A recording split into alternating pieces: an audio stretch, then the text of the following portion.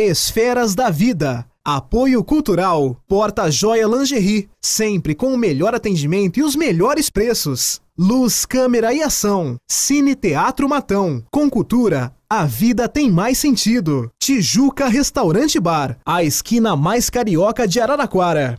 Sejam muito bem-vindos ao Esferas da Vida.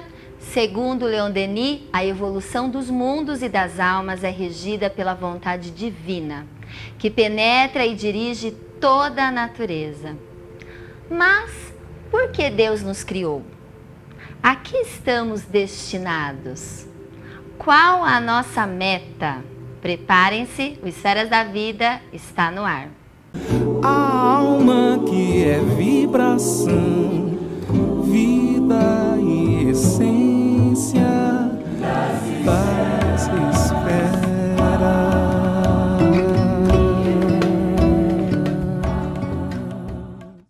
Transmitido pela TV Cultura Paulista, pela Rede Amigo Espírita e pela TV Mundo Maior, um olhar sobre a doutrina espírita começa agora. Hoje as perguntas são essenciais. Falaremos sobre o objetivo da criação e sobre o nosso destino com ele, Arthur Valadares. Seja muitíssimo bem-vindo aqui no Esferas da Vida mais uma vez. É sempre uma alegria recebê-lo para refletir sobre temas tão importantes. Alegria minha, Priscila, é sempre muito bom a gente trocar aqui esses momentos de reflexão, compartilhar essas ideias, em busca aí de toda essa riqueza que o Espiritismo nos proporciona e que nos auxilia a avançar na senda do progresso, da evolução, em busca da paz, da felicidade a que todos estamos destinados. É isso mesmo, o Arthur é cofundador do Núcleo de Estudo e Pesquisa do Evangelho Paulo de Tarso, NEP Paulo de Tarso. Você aí de casa pode seguir o NEP pelo Instagram e pelo Facebook. Todos os dias mensagens maravilhosas que nos ajudam a seguir diariamente. E também é engenheiro mecânico. Eu queria falar porque a gente ficou em dúvida aqui no estúdio, a produção do Esferas da Vida. Às vezes alguém de casa também fica em dúvida, não é, Arthur? Sim. E já que a gente vai conversar sobre a nossa evolução, a gente lembra que fomos criados por algo, por alguma coisa, pelo quê? Né? Então, a gente poderia falar sobre a nossa criação, sobre Deus, qual é a visão espírita em relação a Deus e a criação de Deus. Olha, essa é justamente a primeira pergunta, né, de O Livro dos Espíritos. Kardec resolve iniciar o Livro dos Espíritos justamente assentando essa base, esse pilar fundamental que é a existência do Criador, que é uma condição que Kardec estabelece ali como pré-definida já, e ele parte então para a reflexão sobre o que é Deus. E a pergunta em si já é muito interessante, porque ela vem renovar algo que a gente vinha trazendo por muitos séculos em relação à nossa visão de Deus, que era essa pessoalização, essa humanização do Criador, né, trazendo-o para a nossa esfera ao invés de buscarmos nos elevar um pouco mais dentro das nossas possibilidades para entendê-lo. Então ele não pergunta quem é Deus, como a desconstruir aquela ideia do Senhor com a barba branca, que está sentado em algum lugar, que tem lá o seu cajado, e etc, etc. Então, desconstruindo essa ideia, ele começa com a pergunta, o que é Deus? E recebe então uma resposta muito interessante dos Espíritos. A inteligência suprema, causa primária de todas as coisas.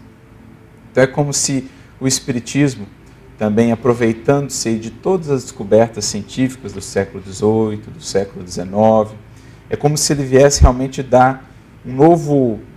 trazer um novo tijolinho aí para esse edifício da nossa compreensão do Criador.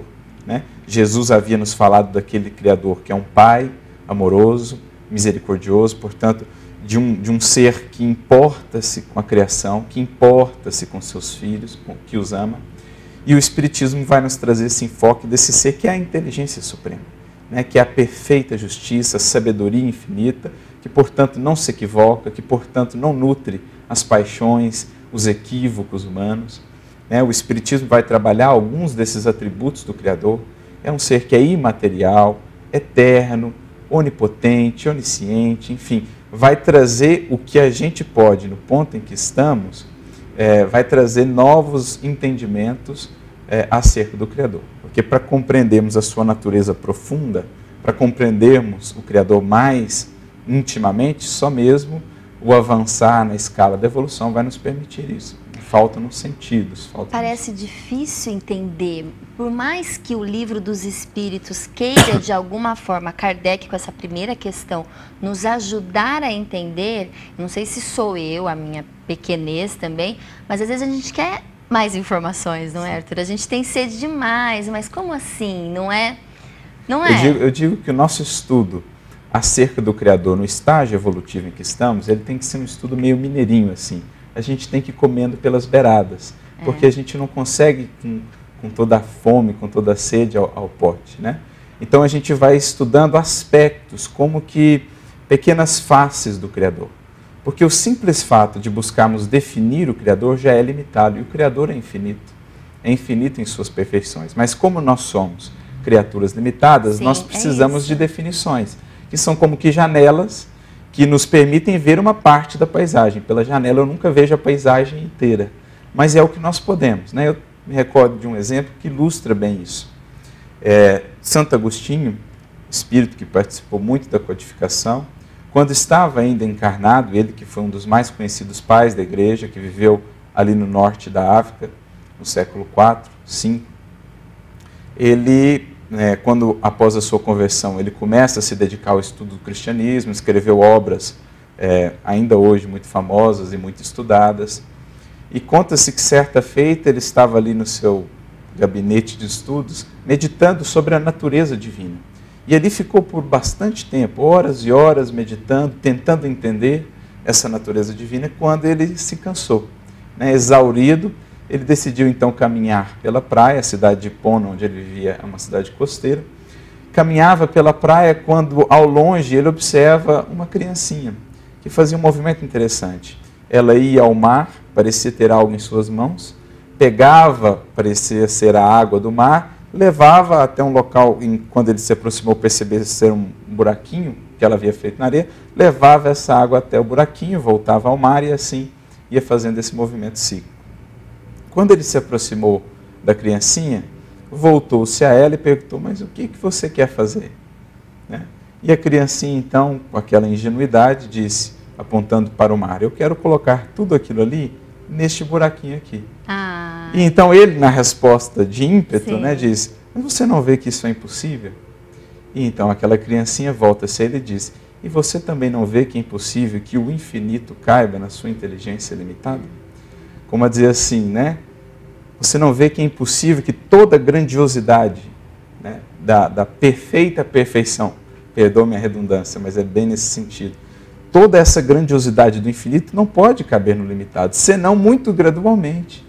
Então era uma maneira ali que os espíritos, provavelmente foi alguma coisa mediúnica, algum fenômeno mediúnico, que os espíritos tiveram ali de falar para ele assim: calma, mais paciência, mais humildade, dê tempo ao tempo. Nós temos tanto para aprender, exato, não é? Nós temos a eternidade afora. Vai aos poucos, vai comendo as beiradas, vai entendendo o que dá. Como Kardec vai resumir muito bem numa frase do Livro dos Espíritos, nós não sabemos tudo o que ele é, mas já podemos saber algumas coisas que ele não pode deixar de ser.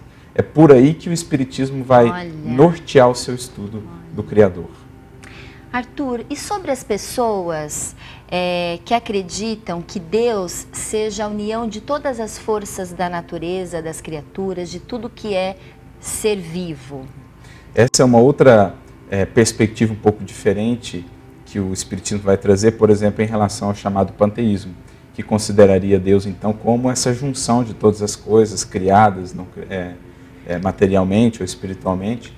Mas o Espiritismo vai justamente trabalhando a ideia dos atributos de Deus, por exemplo, sendo Deus imaterial, sendo Deus eterno, ele não poderia partilhar da natureza da matéria, porque isso entraria em contradição com um atributo seu, que é o atributo da imaterialidade. Porque ele criou a matéria. Exato, o atributo da eternidade. Então o Espiritismo vai nos mostrar o Criador como o Criador. Então um exemplo interessante que os Espíritos vão adotar: o pintor não é a sua obra, ele se reflete na sua obra, na sua tela. Os seus atributos, a sua genialidade, a sua grandiosidade se reflete na obra, mas ele não é a obra. Então assim é a obra da criação. Ela reflete os atributos do Criador. E o Criador, de certo modo, ele está imanente nela, ele está presente em toda parte. os Espíritos vão nos dizer, por exemplo, no livro A Gênese, através do fluido cósmico universal, Deus se faz presente em toda parte, mas Ele transcende a criação. Ele é maior do que a criação. Ele é anterior à criação, né? Então, Ele não se resume simplesmente à obra. Por isso, Ele é o Criador. Então, uma pequena diferenciação que o Espiritismo vai fazer, e esse exemplo ilustra bem. Ele é o pintor que se reflete na obra, mas que não é a obra em si mesmo, a tela. Essas são questões que estão no comecinho do livro dos Espíritos. Se você tiver mais curiosidade, queira entender um pouquinho mais, por favor, O Livro dos Espíritos, o primeiro livro da codificação do Espiritismo, tem muita coisa boa aqui no Livro dos Espíritos. Mas, Arthur, entendendo o que a gente consegue entender em relação a Deus, nosso Pai Criador, o Espiritismo, de alguma forma, explica para que somos criados? Porque isso também é algo que... Por que eu fui criado? O que eu estou fazendo aqui? Qual que é a minha meta? Por que eu preciso existir?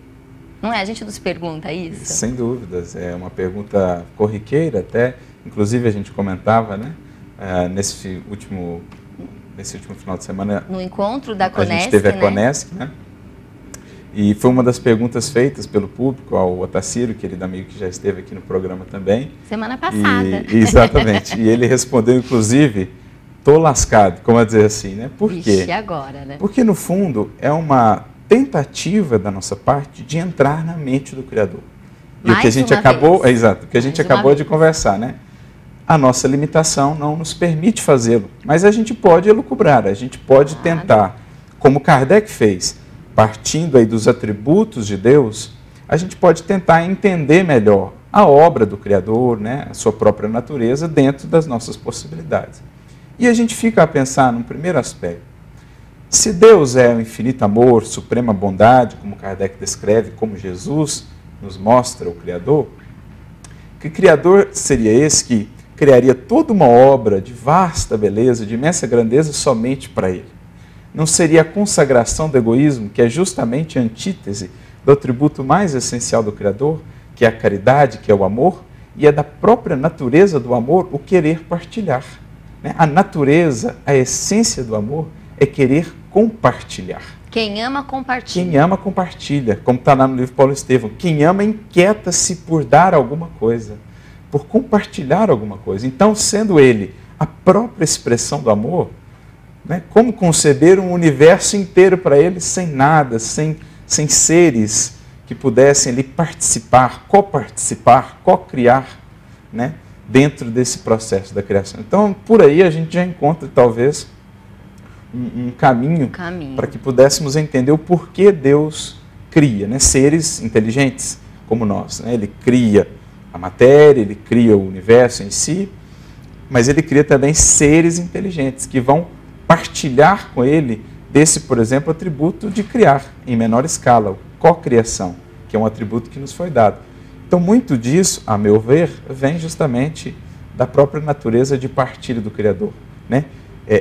Aquele que ama se alegra, se felicita com a felicidade dos seres amados. Então, queria ver ele também acompanhar esse processo de cada filho seu, de conquista de si mesmo, de vitória sobre si mesmo. Por isso ele não nos criou perfeitos, que é outra pergunta muito comum no âmbito da criação. Eu já ia fazer essa pergunta. Já imaginava que viria poderia ser um pouco mais prático, a gente pensa. Exatamente.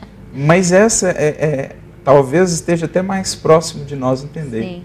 Qual a graça de uma coisa que não conquistada. Exato, que não envolveu de nossa parte esforço, renúncia, dedicação. Tem alguma coisa mais saborosa, mais prazerosa em nossa vida do que quando a gente faz uma coisa, um trabalho, aquilo demandou de nós um tempo, uma dedicação e a gente vê concluído, a gente vê aquilo, o resultado daquilo, especialmente quando a gente fala de mudanças interiores, quando a gente consegue vencer um vício, quando a gente consegue mudar um hábito infeliz. Tem coisa mais prazerosa do que essa sensação da conquista de si mesmo? Então, que felicidade, que alegria, que céu, que vida seria essa se todos fôssemos feitos prontos, quase que lá, produção em massa, sai igualzinho da fábrica. Todos iguais. Todos idênticos. Qual seria a graça? O que nos diferencia quando chegarmos à condição de espíritos puros, que é a finalidade, é justamente a história que cada um construiu, a trajetória que cada um escolheu. Isso é o bonito da criação. Então, a gente vai deduzindo um pouco a partir desses atributos de Deus, o porquê Ele fez isso desse jeito e daquele outro jeito, embora nunca consigamos abarcar o todo. Né? De fato. O próprio Kardec leva um puxãozinho de orelha dos Espíritos, em alguns momentos no Livro dos Espíritos. Quem é você para tentar, né, entrar na mente de Deus e dizer o que Ele tinha de fazer, o que Ele tinha de deixar de fazer? Humildade, reconhecer a nossa limitação, mas ir pensando aos poucos, né? Matutando como é que Deus foi propondo as coisas. É isso mesmo. Agora a gente tem o nosso momento Chico Xavier, e o Chico Xavier também explica um pouquinho sobre a evolução dos espíritos. Nós, vamos dizer, esses fenômenos todos, diz o nosso Emmanuel que está presente, caracterizam mesmo o período de transformação em que nós nos encontramos. Diz ele, o nosso companheiro materialista dirá natureza. Mas, para nós os religiosos, natureza é sinônimo de manifestação de Deus. Então, Deus cria a natureza, Deus cria a vida. Mas o homem, os homens ou as mulheres do planeta são filhos de Deus e podem modificar a criação de Deus. Nós nos encontramos no limiar de uma era extraordinária. Se nos mostrarmos capacitados coletivamente a recebê-la com a dignidade devida. Se os países mais cultos do globo puderem suportar a pressão de seus próprios problemas, sem entrarem em choques destrutivos, como, por exemplo, guerras de extermínio, que deixarão consequências imprevisíveis para nós todos no planeta, então veremos uma era extraordinariamente maravilhosa. A própria automação, diz ele, nos está dizendo que nós vamos ser aliviados ou quase que aposentados do trabalho mais rude no trato com o planeta para a educação da nossa vida mental, através de informações e do universo com proveito enorme, proveito incalculável para benefício da humanidade. Mas isso terá um preço, terá o preço da paz. Se nós pudermos nos suportarmos uns aos outros, quando não nos pudermos amar uns aos outros, segundo os preceitos de Jesus, até que essa era prevaleça, provavelmente no próximo milênio, não sabemos se no princípio, se no meados ou se no fim. O terceiro milênio nos promete maravilhas, mas se o homem, filho e herdeiro de Deus, também se mostrar digno dessas concessões.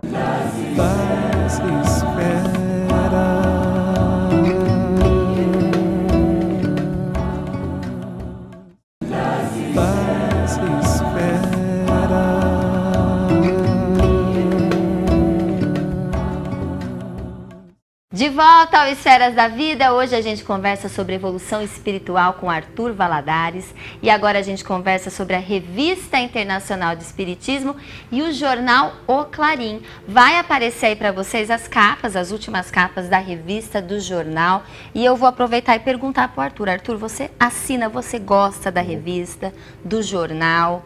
Assino tanto a revista quanto o jornal, um excelente conteúdo, muito bem editado, muito bem preparado para a gente. O que eu acho bem legal é que os temas são bem atuais. Né? O que acontece hoje no nosso dia a dia é explicado pela visão espírita, né? Na Revista Internacional de Espiritismo e no jornal O Clarim.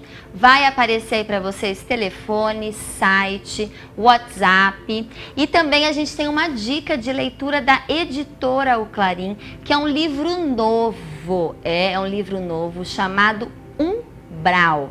Eu vou pedir para o Mickey colocar a capa do livro, que eu não estou com o livro aqui, a editora me mandou, mas não está aqui no estúdio, mas é esse livro que é de Caibar Schutel. Olha que novidade, olha que coisa boa.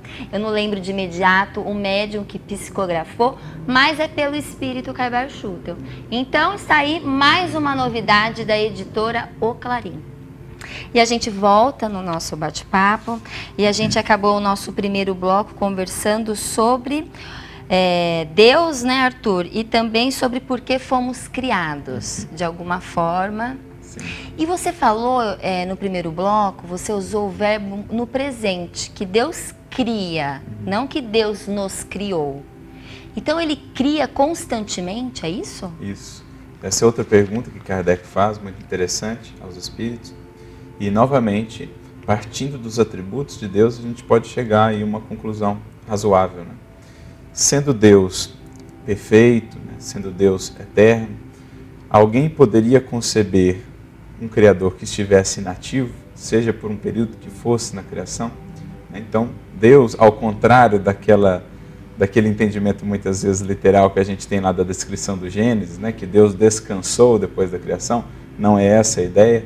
Ali se está falando de ciclos, de processos, mas Deus nunca esteve inativo. O ser que é o criador de tudo que há, a composição de todas as perfeições possíveis, não poderia estar inativo, consagrando aí a preguiça. Então ele segue criando, até porque o universo é infinito, a criação é infinita, e ele segue ampliando as possibilidades aí de compartilhar, de criar, de envolver novos seres, novos filhos nessa imensa obra.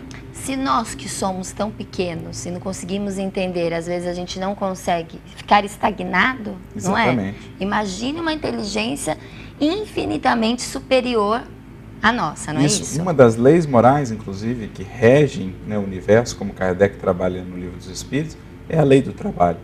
Então, se o próprio Criador contradissesse a lei que ele estabeleceu, nós teríamos um grave problema conceitual e filosófico, né? Então, por isso que Jesus diz no Evangelho, meu Pai trabalha até hoje e eu trabalho também. Olha isso aí. E Arthur, então, o Espírito é criado por Deus. Nós somos criaturas divinas. E nós temos um objetivo.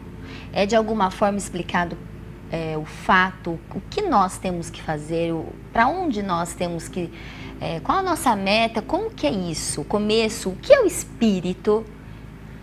Olha, sobre o processo de criação em si, isso é algo ainda muito nebuloso, até para os espíritos superiores que colaboraram com Kardec na codificação. Eles dizem, olha, sobre o princípio mesmo das coisas, isso até nós nos escapa. Até para nós ainda isso é meio nebuloso. O que sabemos é que tivemos um início. Deus, em algum momento, nos criou. Como, quando exatamente, não sabemos. O processo de criação em si, ele ainda é para nós nebuloso. Mas nós sabemos para onde estamos indo, né? A que estamos destinados. Então, o Espiritismo vai nos mostrar que, criados ali por Deus simples e ignorantes, nós somos perfectíveis. Somos, portanto, os construtores da nossa perfeição relativa. Jamais alcançaremos a perfeição absoluta, que pertence exclusivamente ao Criador, a Deus, que é justamente o que define Ele como Criador. Mas nós somos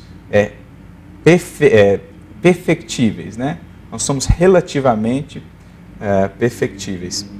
E isso cabe, portanto, ao Espírito, claro, sempre amparado pelo Criador, pelos seus emissários, pelos seus ministros, que são espíritos como nós, que foram criados em algum momento como nós, mas que já avançaram mais na sua evolução, no seu processo. Eles passam a ser os colaboradores mais diretos do Criador, no sentido de tutelar, orientar aqueles que estamos ainda mais no início da jornada, né? Então, isso são os espíritos. Os espíritos são, na definição do próprio Livro dos Espíritos, os seres inteligentes da criação.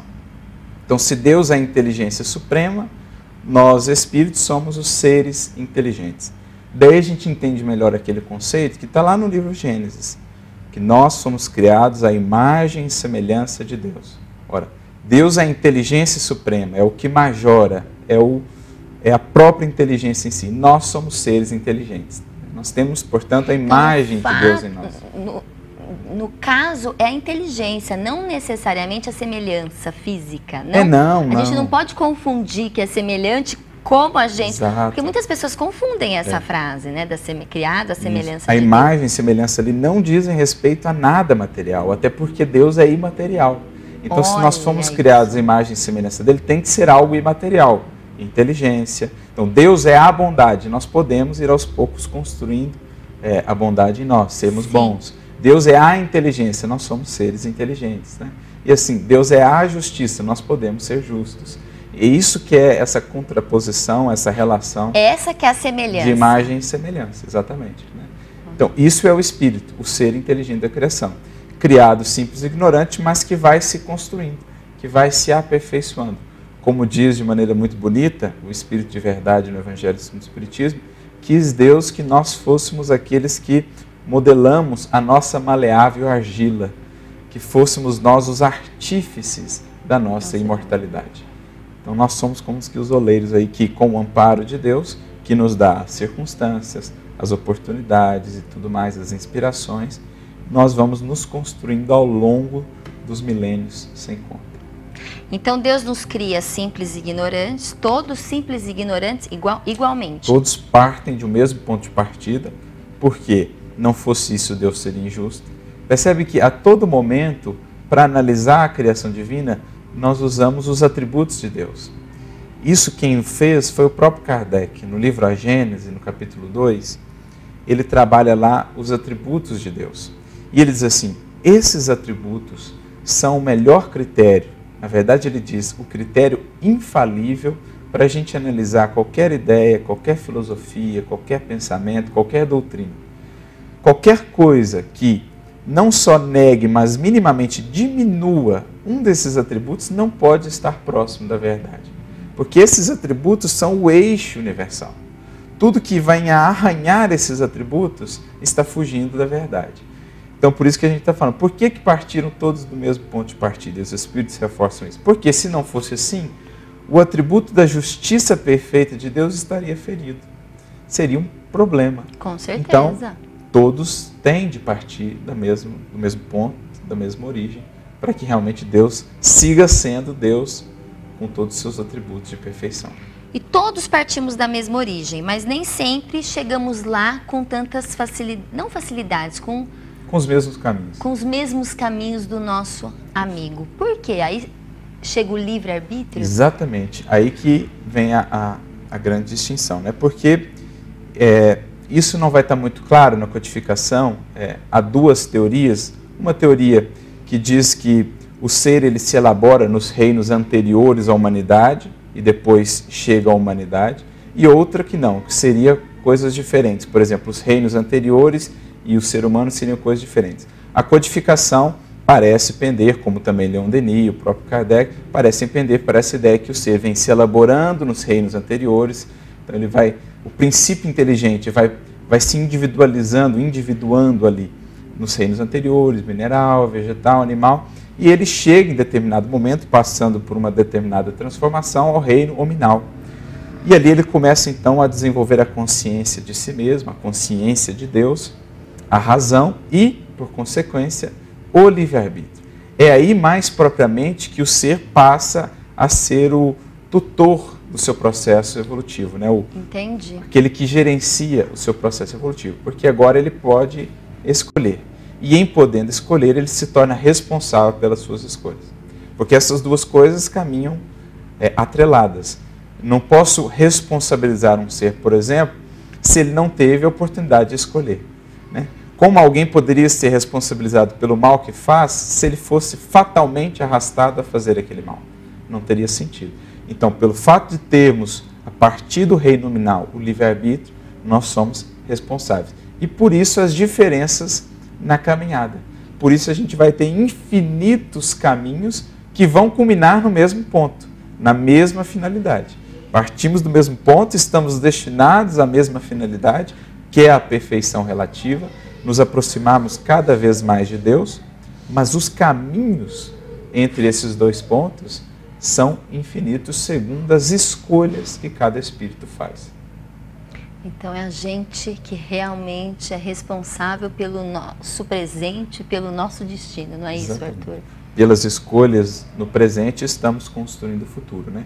Podemos otimizar o processo. Aqueles espíritos mais rebeldes, aqueles que relutam mais em alinhar as suas vidas às leis divinas, que seria aí o caminho ótimo, né? Você tem 2 pontos, você tem infinitos caminhos entre 2 pontos, isso é da matemática. O caminho ótimo, o caminho mais curto entre 2 pontos é uma reta. Essa reta representa na criação a lei divina. O espírito que se esforça por se alinhar à lei divina, ele otimiza, ele evita muitas curvas, ele evita muitos sofrimentos, ele evita muitas dores. Então, os mais rebeldes fazem caminhos mais longos. Aqueles que buscam conhecer essa lei e guiar-se por ela, eles vão otimizando o seu processo e avançando mais rapidamente para o destino. Por isso que os espíritos, lá no Livro dos Espíritos, dizem assim, que aqueles espíritos mais rebeldes, está na questão 125, para eles as eternidades serão mais longas. É interessante essa expressão. Todos temos a eternidade pela frente, mas aquele que reluta no mal, aquele que insiste no mal, aquele que insiste em fugir, sofre mais tempo, dá mais volta, anda mais em círculo, quebra mais cabeça para poder chegar ao mesmo ponto. E a busca é a busca pelo conhecimento. Não tem muita volta o caminho reto. É isso. Conhecer-se, porque essa lei está gravada em nós, e conhecer a lei divina também expressa na natureza e naqueles que vieram ao mundo para revelar essa lei. Então são basicamente esses os caminhos de acesso a esse conhecimento que liberta, né? Já dizia Jesus, e conhecereis a verdade, e a verdade vos fará livres, ou vos libertará. A verdade é a lei divina, eterna, imutável, como o próprio Criador. Não é a nossa verdade. Não são as verdades convenientes, claro, aquelas que servem aos nossos interesses. Por isso que Jesus põe no singular, definido, artigo definido. A verdade. Né? Então é a lei, esse eixo universal. Quais são os caminhos para acessá-lo? Primeiro, o conhecimento de mim mesmo, porque está dito lá, a lei está gravada em mim. Então quando eu me esforço por me conhecer, por mergulhar em mim mesmo, eu vou acessando essa verdade, vou conhecendo melhor a mim mesmo e vou me fazendo livre, vou me libertando das minhas paixões, das minhas ilusões. O outro caminho, a própria natureza, que expressa essas leis divinas, elas também estão gravadas na natureza. E o outro, aqueles espíritos que vieram nos revelar. Um por excelência, o Cristo. Ele revelou a verdade pura, ele viveu a lei integralmente. Por isso o Evangelho é esse caminho reto para o espírito consciente que quer evoluir com mais segurança e sem tantos desatinos, sem tantas curvas. E hoje nas nossas esferas, né, existem muitas esferas espirituais, tem vários tipos de espíritos, em cada um no seu processo, no seu grau de evolução. Exatamente. É isso, Arthur? É aquele grande símbolo que a gente vê lá no Antigo Testamento da escada de Jacó. Em que Jacó vê anjos descendo, né, dos céus na escada. É como se a gente tivesse, entre nós e o Criador, nós temos aí um caminho infinito. E nós temos seres em todos os degraus dessa imensa escada que nos conecta ao Criador. Então, na Terra, o ser mais adiantado que aqui já pisou, o que inclusive recebeu a incumbência de tutelar a evolução de todos os outros, é o Cristo. Então, na Terra, ele está lá no topo da escada, né, para os espíritos que estamos evoluindo aqui. Mas entre ele e nós, você vai ver espíritos, e até abaixo de nós, espíritos em todos os degraus de evolução, desde aqueles mais próximos do início, ainda muito embrutecidos, ainda com um senso moral muito pouco trabalhado, né? E aqueles já luminosos, que por vezes passam pela Terra e marcam o tempo, marcam a história da humanidade, que parece até esse ser, nem parece ser daqui. São seres, muitas vezes, que já evoluíram em outros orbes e que fazem parte dessa equipe que, com Jesus, coordena o processo evolutivo na Terra. E o Espiritismo deixa claro a pluralidade dos mundos, né? Que não existe vida só no planeta Terra, não é isso? Partindo novamente dos atributos de Deus, seria muita ineficiência do Criador criar tantas coisas apenas para deleite de nós, os pequeninos terráqueos. Então, todos os orbes, todo o universo é habitado, não nas mesmas dimensões, não nos mesmos moldes da vida como a vemos na Terra. Mas Deus não cria absolutamente nada de inútil. Não há espaço vazio e inútil no universo e na criação infinita. É isso mesmo, o papo está muito bom, mas a gente precisa ir para um breve intervalo e a gente já volta com mais Esferas da Vida. Das esferas.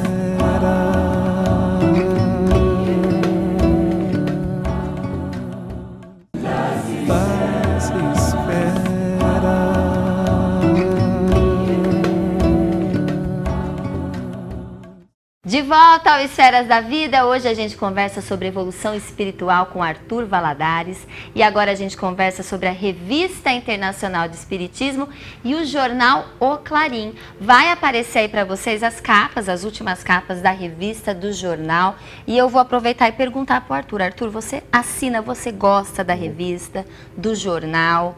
Assino tanto a revista quanto o jornal, um excelente conteúdo, muito bem editado, muito bem preparado para a gente. O que eu acho bem legal é que os temas são bem atuais.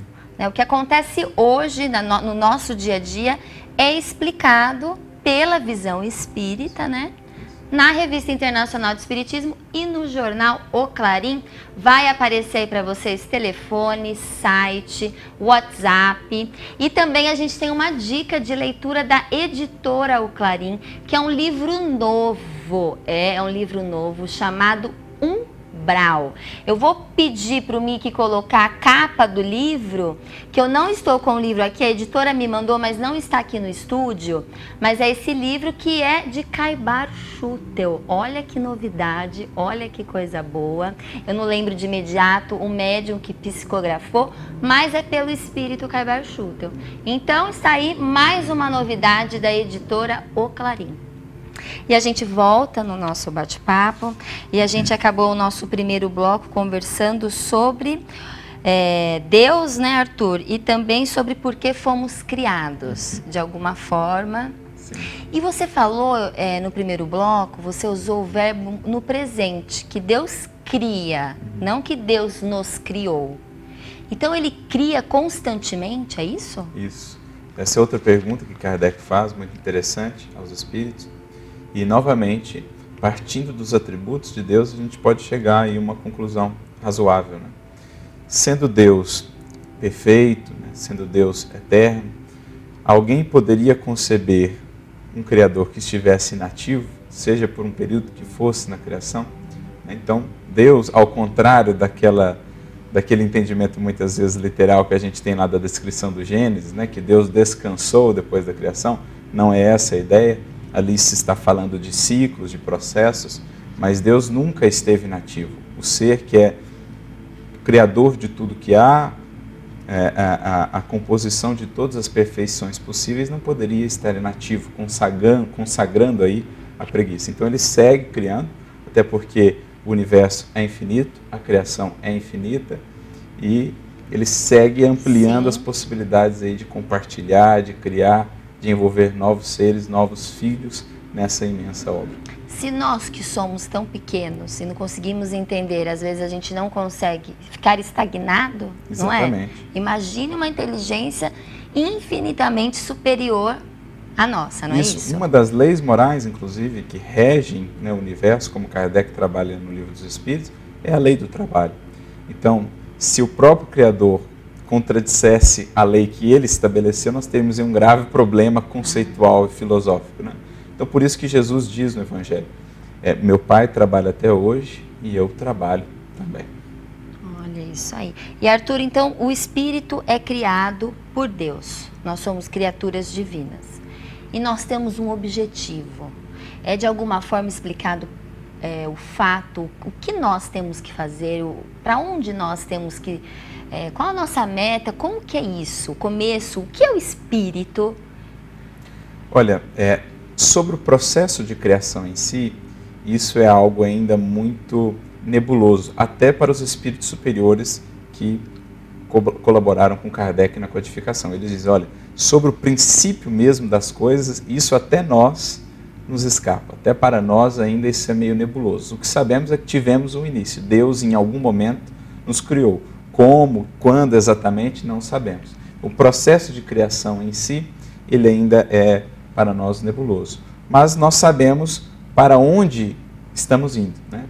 A que estamos destinados. Então, o Espiritismo vai nos mostrar que, criados ali por Deus simples e ignorantes, nós somos perfectíveis. Somos, portanto, os construtores da nossa perfeição relativa. Jamais alcançaremos a perfeição absoluta, que pertence exclusivamente ao Criador, a Deus, que é justamente o que define Ele como Criador. Mas nós somos perfectíveis, né? Nós somos relativamente perfectíveis. E isso cabe, portanto, ao Espírito, claro, sempre amparado pelo Criador, pelos seus emissários, pelos seus ministros, que são espíritos como nós, que foram criados em algum momento como nós, mas que já avançaram mais na sua evolução, no seu processo. Eles passam a ser os colaboradores mais diretos do Criador, no sentido de tutelar, orientar aqueles que estamos ainda mais no início da jornada, né? Então, isso são os espíritos. Os espíritos são, na definição do próprio Livro dos Espíritos, os seres inteligentes da criação. Então, se Deus é a inteligência suprema, nós, espíritos, somos os seres inteligentes. Daí a gente entende melhor aquele conceito que está lá no livro Gênesis, que nós somos criados à imagem e semelhança de Deus. Ora, Deus é a inteligência suprema, é o que majora, é a própria inteligência em si. Nós somos seres inteligentes. Nós temos, portanto, a imagem de Deus em nós. No caso, é a inteligência, não necessariamente a semelhança física. Não. A gente não pode confundir que é semelhante como a gente... Exato. Porque muitas pessoas confundem essa frase, né? Criado a semelhança de Deus. A imagem e semelhança ali não dizem respeito a nada material, até porque Deus é imaterial. Então, se nós fomos criados à imagem e semelhança dele, tem que ser algo imaterial. Inteligência. Então, Deus é a bondade. Nós podemos ir aos poucos construindo a bondade em nós, sermos bons. Deus é a inteligência, nós somos seres inteligentes, né? E assim, Deus é a justiça, nós podemos ser justos. E isso que é essa contraposição, essa relação... Essa que é a semelhança. De imagem e semelhança, exatamente, né? Então, isso é o Espírito, o ser inteligente da criação. Criado simples e ignorante, mas que vai se construindo, que vai se aperfeiçoando. Como diz de maneira muito bonita o Espírito de verdade no Evangelho segundo o Espiritismo, quis Deus que nós fôssemos aqueles que modelamos a nossa maleável argila, que fôssemos nós os artífices da nossa imortalidade. Então nós somos como os oleiros aí que, com o amparo de Deus, que nos dá as circunstâncias, as oportunidades e tudo mais, as inspirações, nós vamos nos construindo ao longo dos milênios sem conta. Então Deus nos cria simples e ignorantes, todos simples e ignorantes igualmente. Todos partem de um mesmo ponto de partida, porque não fosse isso, Deus seria injusto. Percebe que a todo momento, para analisar a criação divina, nós usamos os atributos de Deus. Isso quem fez foi o próprio Kardec. No livro A Gênese, no capítulo 2, ele trabalha lá os atributos de Deus. E ele diz assim, esses atributos são o melhor critério. Na verdade, ele diz o critério infalível para a gente analisar qualquer ideia, qualquer filosofia, qualquer pensamento, qualquer doutrina. Qualquer coisa que não só negue, mas minimamente diminua um desses atributos, não pode estar próximo da verdade. Porque esses atributos são o eixo universal. Tudo que vai arranhar esses atributos está fugindo da verdade. Então, por isso que a gente está falando, por que partiram todos do mesmo ponto de partida? E os Espíritos reforçam isso. Porque se não fosse assim, o atributo da justiça perfeita de Deus estaria ferido. Seria um problema. Com certeza. Então, todos têm de partir do mesmo ponto, da mesma origem, para que realmente Deus siga sendo Deus com todos os seus atributos de perfeição. E todos partimos da mesma origem, mas nem sempre chegamos lá com tantas facilidades, com os mesmos caminhos. Com os mesmos caminhos do nosso amigo. Por quê? Aí chega o livre-arbítrio? Exatamente. Aí que vem a grande distinção, né? Porque isso não vai estar muito claro na codificação. Há duas teorias. Uma teoria que diz que o ser ele se elabora nos reinos anteriores à humanidade e depois chega à humanidade. E outra que não, que seria coisas diferentes. Por exemplo, os reinos anteriores e o ser humano seriam coisas diferentes. A codificação parece pender, como também Leon Denis, o próprio Kardec, parecem pender para essa ideia que o ser vem se elaborando nos reinos anteriores.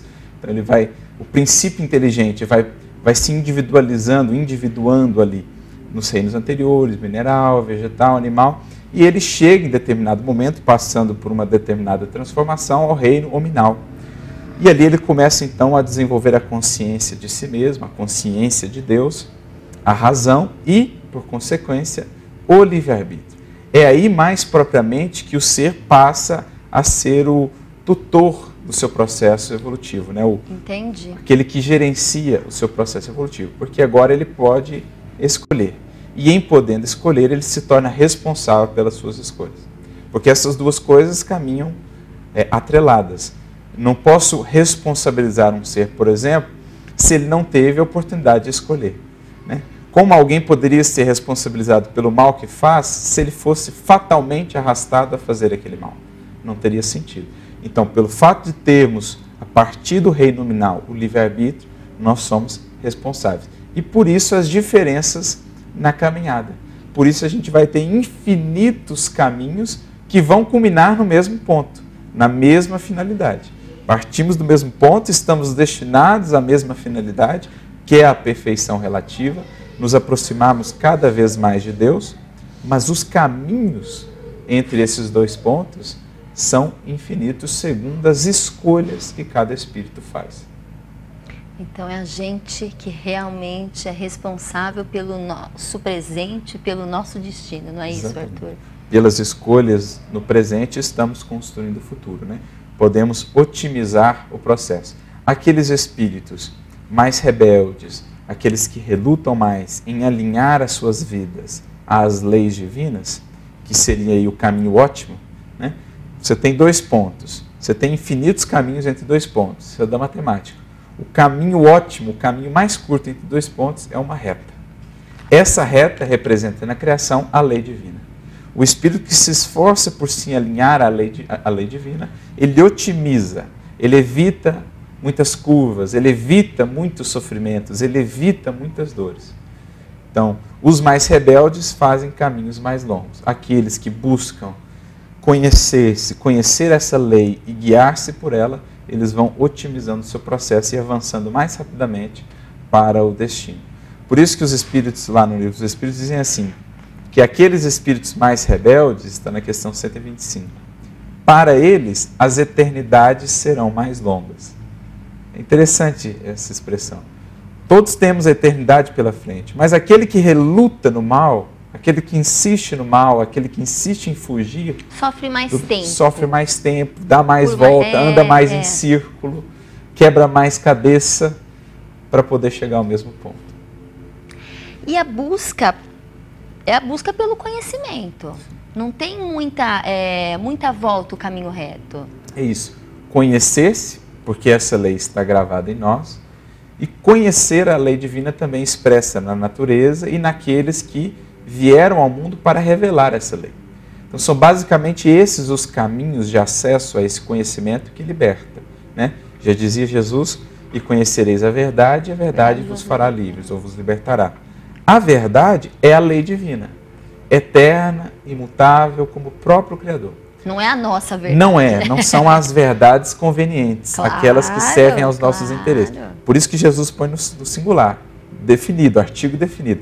A verdade. Né? Então é a lei, esse eixo universal. Quais são os caminhos para acessá-la? Primeiro, o conhecimento de mim mesmo. Porque está dito lá, a lei está gravada em mim. Então quando eu me esforço por me conhecer, por mergulhar em mim mesmo, eu vou acessando essa verdade, vou conhecendo melhor a mim mesmo e vou me fazendo livre. Vou me libertando das minhas paixões, das minhas ilusões. O outro caminho, a própria natureza, que expressa essas leis divinas. Elas também estão gravadas na natureza. E o outro, aqueles espíritos que vieram nos revelar. Um por excelência, o Cristo. Ele revelou a verdade pura. Ele viveu a lei integralmente. Por isso o Evangelho é esse caminho reto para o espírito consciente que quer evoluir com mais segurança e sem tantos desatinos, sem tantas curvas. E hoje nas nossas esferas, né, existem muitas esferas espirituais, tem vários tipos de espíritos em cada um no seu processo, no seu grau de evolução. Exatamente. É isso, Arthur? É aquele grande símbolo que a gente vê lá no Antigo Testamento da escada de Jacó. Em que Jacó vê anjos descendo, né, dos céus na escada. É como se a gente tivesse, entre nós e o Criador, nós temos aí um caminho infinito. E nós temos seres em todos os degraus dessa imensa escada que nos conecta ao Criador. Então, na Terra, o ser mais adiantado que aqui já pisou, o que inclusive recebeu a incumbência de tutelar a evolução de todos os outros, é o Cristo. Então, na Terra, ele está lá no topo da escada, né, para os espíritos que estamos evoluindo aqui.